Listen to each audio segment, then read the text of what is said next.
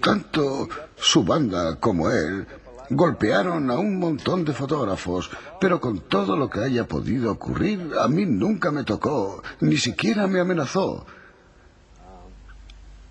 Solía llamarme chico. Él tenía mucha cancha política. Quiero decir que tenía mucha influencia entre los políticos.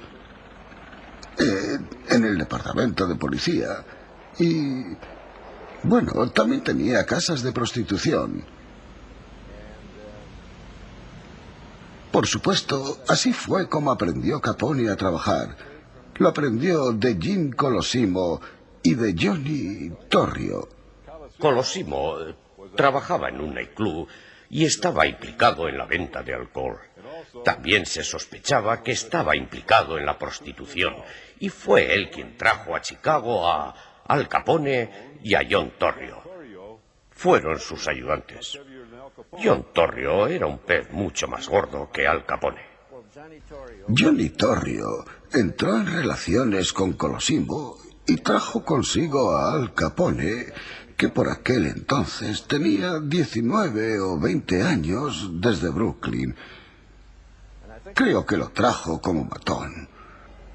Colosimo tenía un restaurante elegante al que acudían algunos de los mejores elementos de la ópera, del mundo del espectáculo, de los negocios, porque era un buen lugar para la diversión y la buena comida. De acuerdo a la leyenda, fue Al Capone quien levantó a Colosimo y quien se lo cargó matándolo en su cubil. Debía de tener a alguien oculto en el guardarropa. De hecho, una vez yo reconstruí la historia en plan periodístico, en plan guionista, y puse a un hombre en ese guardarropa, en el mismo que se supone que se ocultó aquel hombre mientras Colosimo acudía a su negocio, que creo que estaba en Guaves, en la calle 22. Si se cargó él a Colosimo o no, eso no lo sé, pero se desembarazaron de él. Al principio, Johnny Torrio fue el jefe y Capone su mano derecha. Y entonces comenzó a aprender los negocios. Y cuando llegó al punto en el que sentía que dominaba el asunto, también se liberó de Johnny Torrio. No le mató, aunque casi. Pero le echaron de Chicago. Veréis, Al Capone sabía un montón sobre organización. Si hubiera estado en un negocio legítimo, también habría triunfado. No solo controló el alcohol, controló el juego, la prostitución, a los corredores de apuestas que se hacían cargo del juego. No hizo discriminaciones. Usaba judíos para hacerse cargo de ciertos trabajos.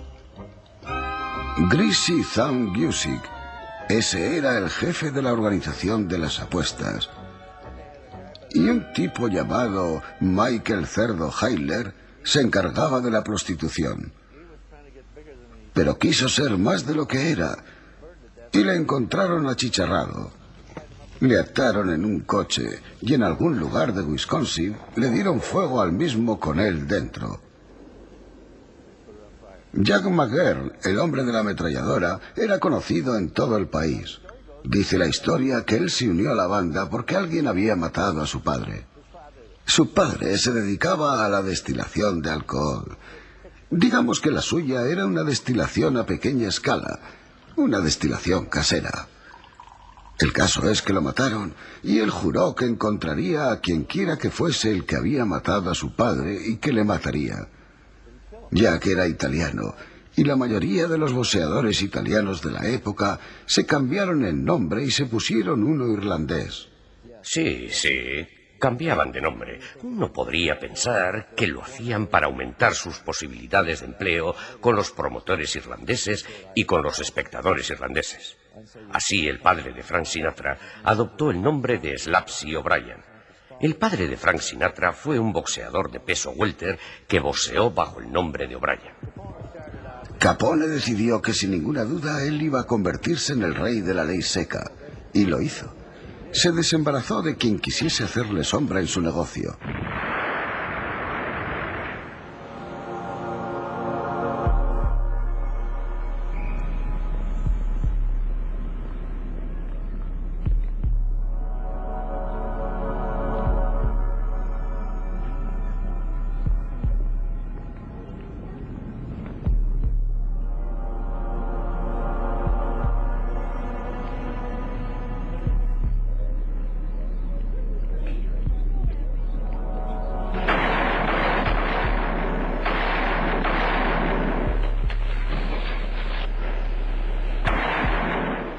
Dino Bannion se dedicaba a la floristería y se metió en la venta de alcohol clandestino porque daba mucho más dinero.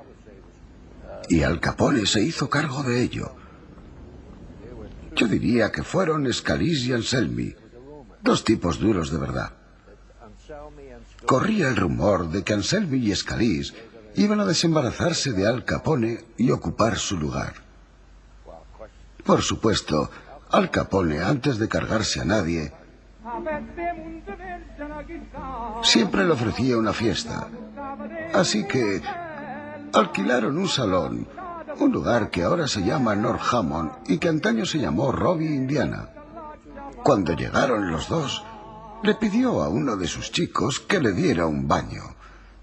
Y les dijo: «Bien, chicos, creo que queréis ocupar mi lugar». Se dio aquel baño y se cargó a aquella gente. Eran Anselmi y Scalise, y una tercera persona que simplemente estaba en el lugar equivocado. Nosotros nos enteramos cuando comenzó a extenderse la noticia. Acudimos al lugar y fotografiamos los tres cuerpos. Al principio se pensó que se los había cargado una banda rival, pero más tarde se supo que lo había hecho Capone.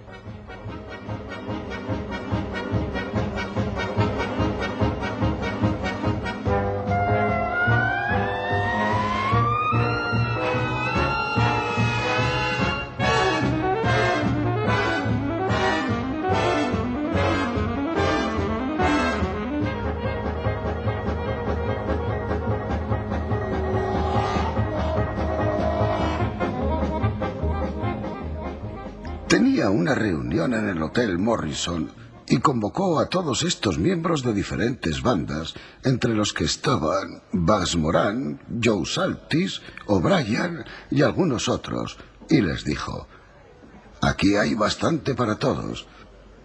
¿Por qué andar matándonos entre nosotros?» Adujo que por qué tener una guerra cuando había suficiente pastel para todos, y todo el mundo le secundó excepto Bugs Moran.